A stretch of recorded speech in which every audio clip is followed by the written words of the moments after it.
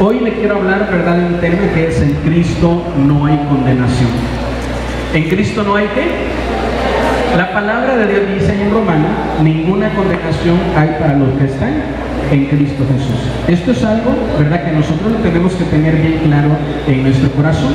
El verso dice: los que andan conforme a la carne. Las personas que andan conforme a la carne siempre se van a sentir condenadas.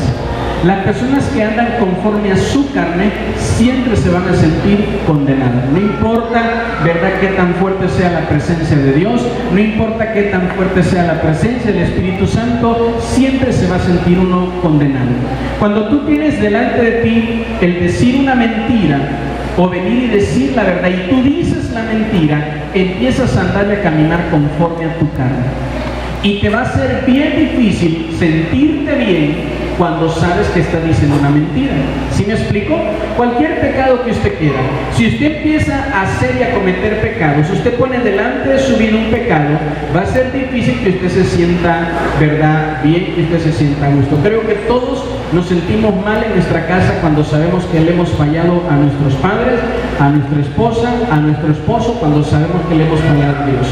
Nadie se puede sentir libre, nadie se puede sentir en paz. Todo aquel que anda conforme a la carne, todo aquel que anda conforme al pecado se siente condenado. Amén. Dice ahí la palabra de Dios: el que anda conforme al Espíritu puede venir y tener una experiencia de libertad de parte de Dios en su vida. La palabra condenación viene de una palabra griega que es crino. Diga conmigo: crino. Así como se oye la palabra con K, crino, eso significa condenación. Pero hay otra que es catacrino, que significa no hay perdón, no hay libertad para esa condenación. Cuando la Biblia dice que todo el que está en Cristo, nueva criatura es, cuando la palabra de Dios dice aquí en Romanos, el que está en Cristo ya no tiene condenación, el original dice ya no tiene catacrino. ¿Ya no tiene qué? Catacrino, ¿verdad? Que es una condenación imperdonable que había sobre nuestra vida. La condenación es una maldición que había sobre nuestra vida a causa de nuestro pecado. Esta maldición decía que nuestro final era la muerte. ¿Cuál es la paga del pecado? La muerte. ¿Qué nos merecíamos por nuestros pecados? No merecíamos, ¿verdad?, la muerte. A esa condenación se le llama catacrino, ¿verdad?, que era una condenación imperdonable. No había nada que tú pudieras hacer para ser libre de tus pecados, de tu condenación. Por eso era imperdonable. Tú podías hacer las obras más grandes, las mejores obras, las buenas obras que tú quisieras. Podrías tú darle de comer a todos los niños pobres de Pinotepa y ni aún así te iba a ser perdonado un solo pecado. Porque los pecados no son perdonados por buenas obras. Y a ese tipo de condenación en la Biblia se le llama catacrino, que es una condenación imperdonable. El único que puede librar el alma del hombre de un catacrino es Jesús.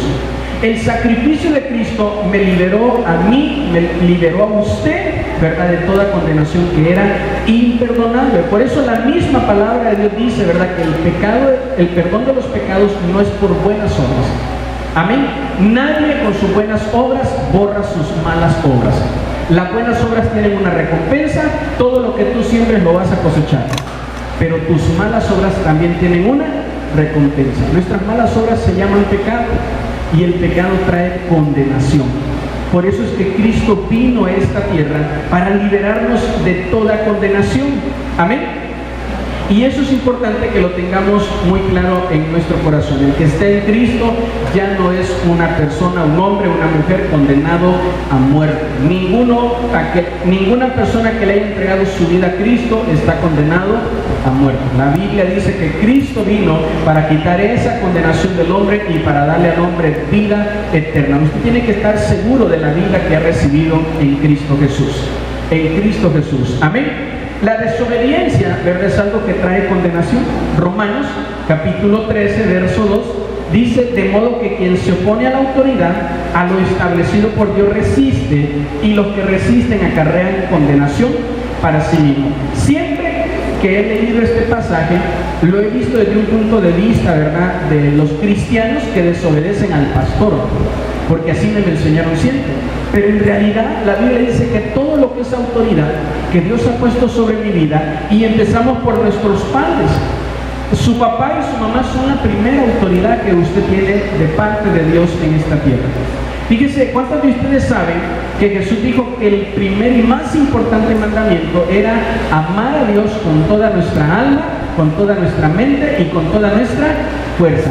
Si ese es el principal mandamiento en el cielo, significa que ese es el propósito para el cual yo fui creado. Eso es lo primero que Dios espera de mí, que yo lo ame a Él con todo mi ser. Amén. El segundo y más importante mandamiento, dijo Jesús, es honrar a tu papá y a tu mamá. ¿Cuántos dicen amén a eso? Entonces, cuando yo no honro a mi padre, cuando yo no honro a mi madre, te acarreo condenación para mi vida. Y después decimos, ¿por qué me va tan mal en la vida? ¿Por qué me va tan mal? Porque nunca decidiste honrar a tu papá y a tu mamá. Y usted me puede decir, pastor, es que usted no sabe qué tipo de papá me tocó. Me tocó un papá muy áspero, muy tosco, muy duro, un papá que me trató muy mal, que me trató a golpes, un papá que lastimaba, golpeaba a mi mamá y eso me lastimaba a mí. Me tocó una mamá, pastor, de lo más mal que usted se puede imaginar. La Biblia nunca dice, si tu padre es bueno, si tu madre es buena, entonces se merece que tú lo honres o que tú lo respetes o que tú lo obedezcas. Usted debe de honrar a su papá y a su mamá. Amén. Hasta les cuesta decir el amén, ¿verdad? Usted debe de honrar a su papá y a su mamá y usted se libera de toda condenación que pueda venir sobre su vida. De toda condenación que pueda venir sobre nuestra vida. En la obediencia de Dios está la bendición. ¿Cuándo decimos amén a eso? Pero en la desobediencia no solo trae maldición, también trae condenación. Yo creo que ninguno quiere vivir una vida maldecido o vivir una vida bajo condenación. Es muy malo vivir bajo condenación, porque vivir bajo condenación, todo lo bueno que viene en tus manos se echa a perder. Todo lo bueno que tú tienes en tus manos se daña. Cuando tú vives bajo maldición, dices, ¿por qué me va tan mal en todas las áreas de mi vida? Y la gente, ¿verdad?, no quiere reconocer que lo más importante es poder estar a cuentas con Dios. Amén. La desobediencia es pecado y el pecado da dos frutos. ¿Cuántos frutos del pecado? Dos. El primer fruto que da el pecado es la condenación. Todo el que peca está condenado a una vida sin Cristo. Todo el que comete pecado está condenado a una vida sin Cristo. Amén. Y el segundo fruto del pecado, ¿verdad?, son las consecuencias. Todo lo malo que tú hagas lo vas a cosechar aquí. Hay gente que piensa, ¿verdad?, y dice, yo no perdono a esta persona porque si lo perdono se va a quedar así sin castigo y lo que me hizo, ¿verdad?, pues ¿quién me lo paga a mí? No, todo lo que la persona siembra, ¿verdad?, el mismo apóstol Pablo dijo, nadie se engañe, Dios no puede ser burlado, nadie puede burlarse de Dios. Usted puede ser el hombre más espiritual, más obediente, más dedicado a las cosas de Dios. Si en algo tú le fallaste a Dios, Dios va a hacer que tú te pongas a cuentas con Él. Dios va a hacer que tú puedas venir y pagar las consecuencias de tus acciones, que tú las puedas pagar. Hay muchas cosas malas que yo, Jonathan, hice en mi vida y las estoy pagando. Amén. ¿Sabe qué es lo maravilloso de todo? Que no las estoy pagando yo solo ni mis propias fuerzas. Dios es mi fortaleza. Él está conmigo. Y aunque las cosas se vean mal a mi alrededor, sé que Dios me va a ayudar a salir adelante. Amén. Entonces siempre he dicho, ¿verdad?, que el pecador es el único que se entristece el día de la cosecha. Toda persona que siembra el día de la cosecha se alegra, ¿verdad?, menos el pecador. Pero ni modo. Si sembraste un costal de elotes, te vas a comer todos esos elotes, aunque no te gusten. Si sembraste un costal de malas obras, de pecado, nos las vamos a comer todas, aunque no nos gusten.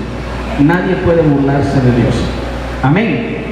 Pero, insisto, cuando Cristo viene a la vida de la persona, estos dos frutos tienen un final diferente. La condenación es quitada. Ya no vas al infierno. Ahora entras al cielo. ¿Por qué? Por gracia de Dios, por la gracia y la misericordia de Dios. Él te abre una entrada, te abre un acceso al cielo, por su gracia y por su misericordia. Y toda condenación que el pecado había traído sobre tu vida es quitada. ¿Sabes por qué el diablo quiere que tú peques?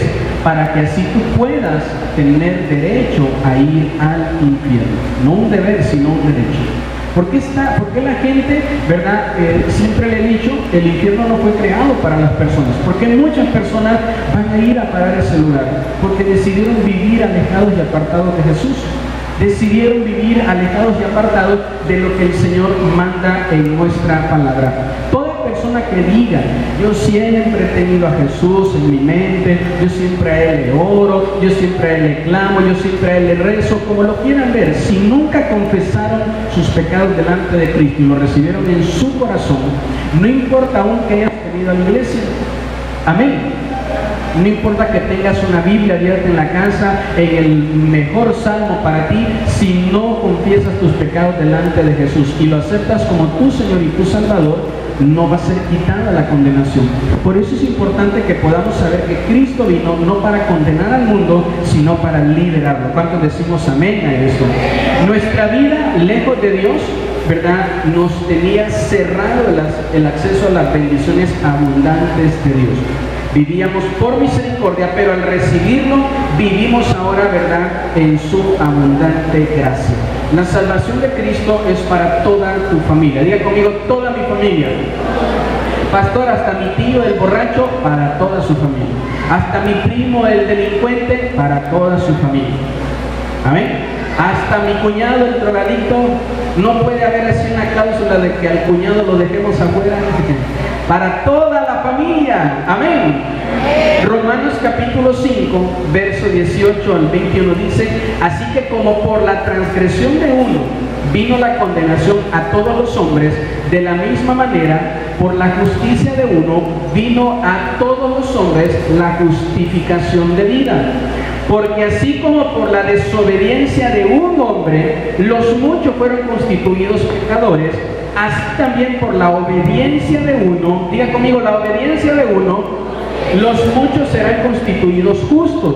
Por la ley se introdujo para que el pecado abundase, mas cuando el pecado abundó, sobreabundó la gracia.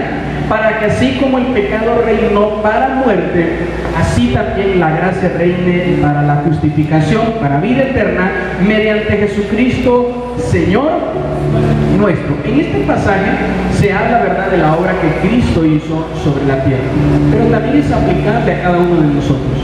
Si la Biblia dice, mire, si usted se da cuenta, decía hace 2 semanas, el pecado de una persona en una familia afecta a toda la familia. Si una persona cae en alcohol, todos en la familia lo sufren. Si una persona cae en vicios, una persona cae en infidelidades, una persona cae en pecado, toda la familia la sufre. Todos, aunque los niños a veces están pequeños, tienen meses, tienen años, y los papás dicen, bueno, a él no le pasa nada, él por todo se ríe, él siempre está contento. Todos en una familia sufren el pecado de uno. Amén. Todos. Por eso decíamos hace una semana que usted tiene que pensar las 2, 3, hasta 4, hasta 5 las veces que sean necesarias antes de decir que sea un pecado. Porque por ese pecado, por esa puerta que abras, puede ser dañado tu matrimonio, puede ser dañada toda tu familia. De igual manera, dice la Biblia, cuando uno decide obedecer, cuando usted dice, en mi casa hay muchos problemas, mi papá no quiere saber nada de Cristo, mi mamá no quiere saber nada de Cristo, mis hijos no quieren venir a la iglesia, mi esposo, pastor, lo ha invitado muchas veces y dice que no, mi esposa le ha invitado muchas veces y dice que no. Dice la Biblia, no necesita comenzar toda la familia a empezar a obedecer a Dios. Con uno que comience, la justificación de Dios, la justicia de Dios va a entrar a ese hogar. Con uno que comience. Y dice, si la desobediencia tuvo el poder para maldecir a toda una familia, la obediencia tiene mayor poder para bendecir a toda una familia. Y a lo mejor tú ahorita puedes ver a toda tu familia perdida en el mundo y sin tener ninguna intención de querer saber algo de Cristo. Si tú, dice la Biblia, comienzas a obedecer a Dios, tú permaneces firme en Cristo, Él va a cambiar las cosas en nuestro hogar. ¿Cuántos decimos amén a eso? Hechos capítulo 16, verso 31, dice, ellos dijeron, cree en el Señor Jesucristo y serás salvo tú, ¿y qué? Toda tu casa. ¿Serás salvo tú y qué? Toda tu casa. Usted, insisto, me puede decir, pastor, mi familia por años ha sido católica, ha sido muy religiosa, ha sido muy esto, muy lo otro. Usted puede darme todas las excusas que usted quiera, ¿verdad? Con esas palabras se vienen abajo todas esas excusas. Usted debe de creer lo que Dios dice. Usted debe de creer que no importa cuántos años lleva su familia de tradición, no importa cuántos años su familia ha sido condenada por la religiosidad, por la tradición. Dios tiene el poder en Cristo de hacer libre esa familia. Dios tiene el poder a través de Jesús de poder traer salvación a ese hogar, a esa familia. Pero usted debe de creerlo. Usted debe de creerlo en todo su corazón. A veces vemos más poderoso el pecado de la familia que el amor de Cristo. Porque, insisto, como le decía al principio, si usted se siente condenado en su vida, usted no se siente libre, le va a costar creer que Dios puede traer libertad a su hogar y a su familia. Le va a costar creer. La Biblia enseña que los hombres más terribles sobre la faz de la tierra, hombres violentos, hombres asesinos, hombres perseguidores de la iglesia, tuvieron un encuentro con el amor de Jesús y fueron cambiados completamente. Fueron restaurados completamente. Amén. La Biblia enseña esto, que si usted, no importa el pecado, no importa la condenación, no importa en lo que andemos caminando, no importa a dónde nos metió el pecado, si el pecado te metió a la condenación más terrible, a la cárcel más oscura, de ahí Cristo te puede sacar, y no solo a ti, puede sacar también a toda tu familia. Amén. Por muy grande que sean nuestros pecados, ¿verdad?, en el hogar, dice la Biblia, mayor será la gracia de Dios. ¿Mayor será la gracia de qué? ¿La gracia de qué? La gracia de Dios. Dice el pasaje que leíamos, ¿verdad? La ley se introdujo para el pecado, pero la gracia de Dios se introdujo para la salvación. Jesús no nos condena. Diga conmigo, Jesús no me condena. Todos, pero díganlo convencido, diga, Jesús no me condena. Yo necesito que esto usted no solo lo declare y lo diga, sino que usted lo crea. Usted lo tiene que creer en su corazón. ¿Cuántos de ustedes todavía cometen pecados? Todos. No levante la mano, por favor, porque lo están grabando, miren, y va a quedar ahí donde está grabado que usted comete pecado. Todos cometemos pecados, amén. Y yo soy el primero de ellos. Entonces la Biblia dice que cuando uno comete pecado, uno se siente condenado. ¿Quién no se ha sentido menos cristiano cuando le falla a Dios? Cuando usted le falla a Dios, usted dice, ya no tengo muchas ganas de ir a la iglesia, de servir, de buscar a Dios. ¿Sabe que hay cristianos que cometieron un pecado, se sintieron condenados y por esa razón se alejaron de la iglesia? Ponen muchísimas excusas, dicen es que los hermanos ya no me saludan, ya no me visitan, es que la iglesia ya no es la misma, ya no es igual, en fin, ponen muchísimas excusas. Pero la razón, ¿verdad?, a veces verdadera en su corazón, es que en realidad nunca se sintieron libres o condenados de algún pecado que cometieron, en algo en lo que le fallaron a Dios. El libro de Juan, el capítulo 8, verso del 4 al 11, vaya conmigo por favor ahí a su Biblia.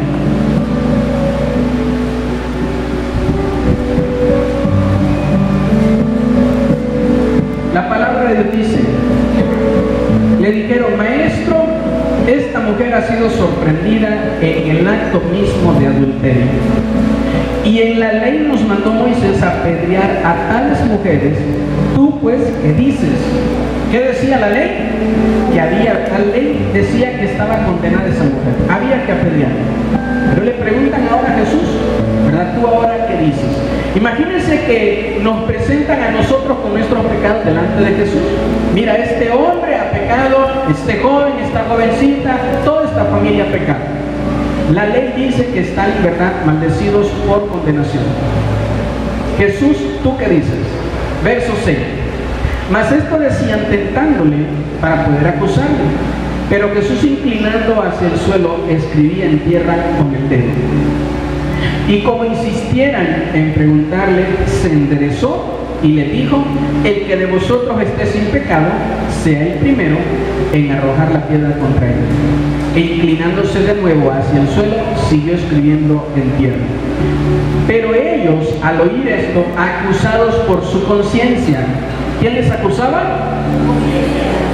Salían uno a uno, comenzando desde los más viejos hasta los más postreros. Y quedó solo Jesús y la mujer que estaba en medio. Enderezándose Jesús y no viendo a nadie sino a la mujer, le dijo: mujer, ¿dónde están los que te acusaban? ¿Ninguno te condenó? Ella dijo: ninguno, Señor. Entonces Jesús le dijo: ni yo te condeno, vete y no peques más. No peques más. Muchos teníamos este temor de acercarnos a Jesús, porque pensábamos que nos iba a condenar. Creo que la mayoría, ¿verdad?, conoce esta historia. La historia de esta mujer, ¿verdad?, que la encuentra en un acto de adulterio y que la llevan delante de Dios. Así como cuando tú quieres orar, cuando tú le quieres pedir a Jesús, y en ese momento todos tus pensamientos de pecado te empiezan a acusar.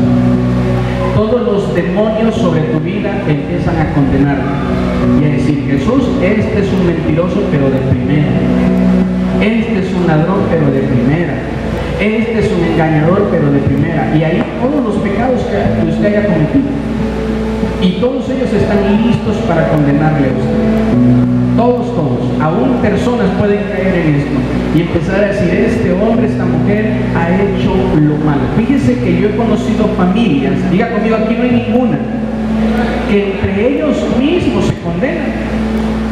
Pero dice: pastor, mire, este es un hijo pero de lo peor. Yo que usted, pastor, ni en la iglesia lo aceptaba. Mejor córralo, dígale que ya no vaya. ¿Verdad, pastor, que de nada le está sirviendo ir a la iglesia? Mire nada más todas las cosas que hace. Esposos acusando al esposo, condenándolo de una vez. ¿Verdad? Esposos que en vez de animar, de motivar a sus esposas, a sus hijos, le dicen: ¿y tú para qué sirves en la iglesia? Si tú todavía no has cambiado, eres el mismo, eres la misma. Eres un hipócrita. Y empiezan las acusaciones y las condenaciones. Amén. Pero dice la Biblia, ¿verdad?, que el Señor empezó a decirles a todos los que estaban ahí: si alguno de ustedes nunca ha cometido un pecado, pues adelante, tienen toda la libertad para condenar a esta mujer. Pero como todos hemos pecado, nadie puede condenar ni señalar a nadie. Eso es muy feo. Y eso es algo que el diablo usa el día de hoy mucho. Cristianos condenando a otros cristianos. Cristianos señalando a otros cristianos. Dicen que el amor de Dios, ¿verdad?, está sobre ellos, y cuando un cristiano cae, cuando un cristiano falla, empiezan a condenarle. Como si ellos en algún momento de su vida nunca le hubieran fallado a Dios, nunca hubieran cometido ningún pecado. En Cristo no hay condenación. Ninguna persona que está en Cristo debería levantar su mano para señalar y para condenar a otro cristiano. Ningún cristiano, ningún creyente que dice: mi vida está en Cristo, Cristo es mi roca, Él es mi Salvador, ninguna persona así debería levantar su mano para decir: ¿verdad?, yo te condeno, tú eres una persona que le ha fallado mucho al Señor. Cuando hay un arrepentimiento genuino, hay perdón y libertad de condenación. Cheque lo último que le dijo Jesús a esta mujer en el verso 11. Jesús sabía que esta mujer había pecado, ¿sí o no? Claro que sí. Por eso le dice: vete, pero no peques más. Jesús sabía que ella era una pecadora. Jesús sabe que todos nosotros somos pecadores. Y cuando venimos aquí y le decimos: Señor, perdónanos, y Él nos perdona, ¿verdad?, no significa: ya tengo otra vez la lista, la cuenta en blanco y me voy a pecar otra vez todo lo que yo quiera. Total, con venir y decirle a Jesús que me perdone, ¿verdad?, Él le perdona. Cuando no hay un verdadero arrepentimiento, no importa cuánto le digas tú al cielo que te perdone, si tú no estás arrepentido de tu corazón, tú te regreses con las mismas cargas y los mismos pecados de siempre. Hay gente, ¿verdad?, que dice: yo sentí en la iglesia la presencia de Dios, regreso a casa, pero me sigo sintiendo igual. Sigo sintiendo mi vida, ¿verdad?, me sigo sintiendo de la misma manera. ¿Por qué sucede eso? Porque unas personas en la iglesia tienen el deseo de cambiar, porque unas personas en la iglesia tienen la fortaleza para decir que no a la tentación, porque las personas que se arrepienten de todo corazón saben y tienen la facilidad de darle la espalda al mundo. Pero quien no tiene un verdadero arrepentimiento, quien no tiene un genuino arrepentimiento, una y otra vez y otra vez y otra vez va a seguir lo mismo. La Biblia enseña, ¿verdad? Muestra que esta mujer después de este momento empezó a seguir y a servirle a Jesús. Empezó a seguirlo a Él. Ella cumplió este último, ¿verdad? Este último mandato que Jesús le dio. Jesús no le dijo por qué pecaste, por qué estabas adulterando, por qué hiciste lo malo. A ver, explícame. No le dijo nada de eso. Le dijo dos cosas. ¿Cuántas cosas? Yo no te condeno, fue la primera que le dijo. Y la segunda es, vete y no peques más. Cuando tú vienes a Cristo, recibes lo mismo de Él. Aunque tú le digas, Señor, yo me siento mal porque he fallado, he hecho lo malo, Él te dice, yo no te condeno. Jesús no murió en la cruz para condenar a nadie. Él murió en la cruz para darnos libertad. Para todo aquel, ¿verdad?, que dice, Señor, yo te recibo en mi corazón, Él puede tener libertad en Cristo Jesús. Amén. Muchos, ¿verdad? Cuando hay arrepentimiento, va a venir un verdadero perdón a nuestra vida. Cuando todos, ¿verdad?, están listos para condenarnos, Jesús está listo para perdonarnos. Diga conmigo, perdonarnos. La confesión me libera de la condenación. ¿Puede decirlo conmigo? La confesión me libera de la condenación. Que Jesús es el Señor y creyeres en tu corazón que Dios le levantó de los muertos, serás salvo. Porque con el corazón se cree para justicia, pero con la boca se confiesa para salvación. Pues la Escritura dice, todo aquel que en Él creyere no será avergonzado. ¿No será qué? Avergonzado. ¿No será qué? Avergonzado. Porque no hay diferencia entre judío y griego, pues el mismo que es Señor de todos es rico para con todos los que le invocan. Porque todo aquel que invocar el nombre del Señor será salvo. Todo el que invoca el nombre del Señor será como salvo. Será salvo. Entonces, si usted se da cuenta, el verso 11, ¿verdad?, dice, todo aquel que creyere en el Señor no será avergonzado. Todo aquel que cree en el Señor no será avergonzado por condenación. Muchos dicen, ¿verdad?, Dios perdóname, pero no confiesan su pecado. ¿Cuántos de ustedes le han dicho al Señor que le perdone, pero en realidad nunca le dijeron de qué? Señor, perdóname. Sí, pero ¿de qué? Señor, perdóname. Sí, pero ¿de qué? ¿Sí me explico? Nosotros tenemos que confesarle al Señor nuestro pecado. Usted tiene que confesar lo que usted haga. Miren, normalmente los pecados que más nos avergüenzan delante de Dios son los pecados sexuales. Creo que a todos nos avergüenzan esos pecados. Todo pecado sexual que una persona comete, ¿verdad?, uno a veces no sabe, no quiere ni confesárselo al Señor. Una persona que es infiel, ¿verdad?, dice, Señor, perdóname de lo que tú ya sabes. Una persona que ve pornografía, una persona que se masturba dice, Señor, perdóname de lo que tú ya sabes. Señor, perdóname por los pensamientos. No. Usted tiene que confesarle al Señor. Dice la Biblia, el que confiesa su pecado. El que confiesa su pecado va a alcanzar perdón. Entonces, si usted viene y dice, Señor, perdóname lo que tú ya sabes, no funciona así, hermanos. Te puedes regresar a casa y te puedes seguir sintiendo condenado por ese pecado. ¿Por qué? Porque el poder de Dios no sirvió, no, porque en realidad nunca hubo un arrepentimiento si no hay una confesión de parte nuestra. Usted debe de decirle al Señor, ¿de qué, Señor, me vas a perdonar? Confiésele al Señor su pecado. Amén. No esconda de Dios algo que Dios ya conoce, ¿verdad? Yo creo que todos aquí sabemos que Dios conoce nuestros más secretos pensamientos. Todos los pensamientos buenos y malos que tenemos, Dios los conoce en el momento que vienen esos pensamientos a nuestra mente.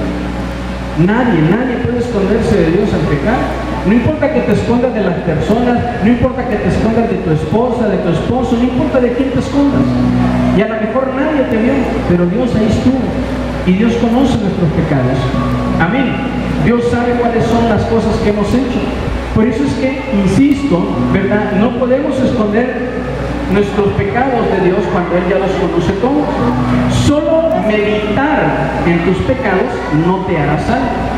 Tú meditas y tú dices, híjole, la verdad, la estoy regando, esto está mal, no debería de hacer esto en mi vida, sé que esto está mal, sé que esto no le agrada a Dios. Estás en tu cama meditando en tus pecados. Estás sentado en tu sala pensando, estás en la iglesia escuchando el mensaje, estás pensando en tus pecados. Meditar en tus pecados no te hace santo, es confesarlos. Es decirle al Señor, Señor, confieso mis pecados delante de ti. Si tú crees en tu corazón que Dios tiene el poder para perdonar tus pecados, entonces confiésalos. ¿Cuándo nosotros no queremos confesar nuestros pecados? Cuando en realidad no estamos arrepentidos de ellos y queremos seguirlo haciendo una y otra vez y otra vez y otra vez más. Cuando una persona no confiesa su pecado, ¿verdad? Es porque todavía quiere seguir pecando en él. Hay personas, ¿verdad?, que ya los cacharon en su pecado y todavía lo siguen negando. Dicen, no, yo no soy. Mira, aquí está el video. Yo no soy ese es un Photoshop o algo por el estilo. Yo no soy el del video, ese es alguien más. Ese es un hermano gemelo que nunca me presentaron, pero yo no soy. ¿Verdad? Hay mujeres que cacharon a sus esposos de sus infidelidades y aún así, ¿verdad? Dijeron, yo no, y no, y no, y no, y no. ¿Sabe cuándo ese hombre va a dejar esa infidelidad? Nunca, porque ni la confiesa. ¿Verdad? Sin embargo, otras personas, ¿verdad?, cuando los cacharon en su pecado, ¿sabes qué? Pues fíjate que sí. Tuve un momento, ¿verdad?, de debilidad, cometí ese error, yo lo hice, yo caí y te pido que me perdones. Es más fácil perdonar a una persona así. Es más fácil recibir el perdón de Dios así. Pero cuando tú lo niegas y lo escondes y lo escondes y lo escondes, ¿verdad?, no vendrá el perdón de Dios. En el mundo, cuando se confiesa un crimen, se reduce la condena de cualquier persona. Cuando una persona va ante el juez y la persona confiesa su crimen y dice, yo lo hice, la ley dice que se le tiene que reducir la condena a esa persona. Si le tocaban 20 años de cárcel, le reducen 3, 5, le reducen varios años de cárcel. En el mundo, cuando tú confiesas tu crimen, te reducen tu condena. En Cristo, cuando tú confiesas tu pecado, te liberan absolutamente de él. Solo cuando confiesas tu pecado puedes ser libre de él. Si tú vienes el domingo a la iglesia y dices, el domingo se habló, ¿verdad?, en el mensaje de esto, y yo sentí que cuando estaban hablando, ¿verdad?, me estaban hablando a mí, estaban hablando al pecado que tengo oculto, y pasas al frente a orar y no le confiesas al Señor tu pecado, decides regresarte a tu casa así.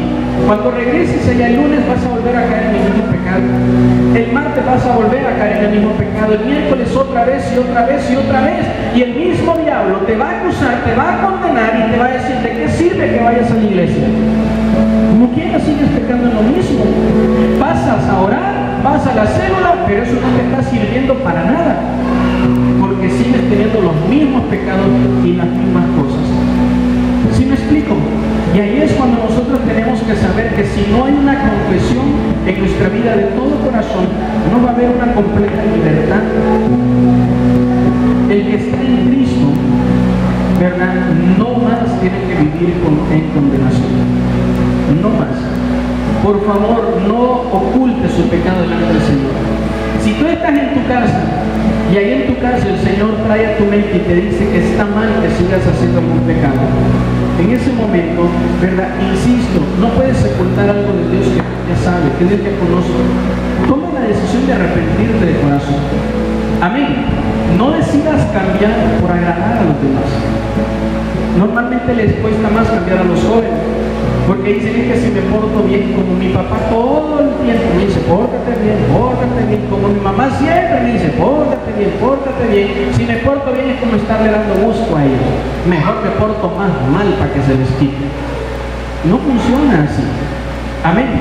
Si el Señor nos pide que podamos dejar un pecado, que nosotros podamos dejar algún pecado, ¿verdad?, hay que confesarlo, por más que te cueste. Por más que nos cueste confesarlo, hágalo por favor. En Cristo no hay condenación. La condenación está vivir sin Cristo. En Cristo está la salvación. Termino con esto. Juan capítulo 3, verso 16 al 19. Porque de tal manera amó Dios al mundo que ha dado a su Hijo unigénito para que todo aquel que en Él crea, no sé qué, no se pierda. La Biblia en el original, ¿verdad? Insisto, dice ahí en el original, todo aquel, ¿verdad?, que crea en Él, no catacrí, no sea condenado. ¿Verdad? Hay otra versión de la Biblia que dice, todo aquel que cree en Cristo no vaya al infierno. Para eso apareció Cristo. Nunca vamos a encontrar a Cristo en la Biblia condenando a alguien por su pecado. ¿Sabe qué? Va a llegar un día, el día del juicio final, donde ya no habrá oportunidad para arrepentirse. La Biblia dice que mucha gente va a querer arrepentirse y ya no va a poder hacerlo. Por eso este próximo domingo vamos a tener, ¿verdad?, este tema sobre la revelación del anticristo. Usted necesita venir, usted necesita prepararse. ¿Cuántas veces usted ha escuchado, verdad, que se dice que la venida de Cristo está cerca? Y hay mucha iglesia que no está lista para recibir a Jesús. Fíjese bien, la Biblia dice, Cristo viene por una iglesia, ¿verdad?, sin mancha y sin arruga. Si usted voltea a ver su vida espiritual así como está ahorita, en este momento suena la última trompeta, ¿usted cree que se va o que se queda? No me conteste. Amén, no conteste. Su pura cara de angustia que puso ya dio la respuesta. Si en este momento sonara la última trompeta, ¿verdad?, tenemos nosotros que estar preparados y listos para los últimos tiempos. Y de eso se trata, ¿verdad?, este deseo que Dios ha puesto en mi corazón de empezar a tener este tipo de temas. Así que el próximo domingo, ¿verdad?, usted venga para poder aprender y saber que en Cristo no hay condenación. ¿En Cristo no hay qué? No hay condenación. Verso 17.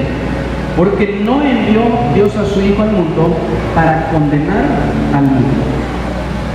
No envió Dios a su Hijo Cristo al mundo para condenar al mundo. No es ese el propósito de Jesús. No es ese. Por eso insisto, usted no puede decir yo me siento condenado, yo me siento pecador, pero tengo una buena relación con Cristo. No es ese el propósito de Cristo.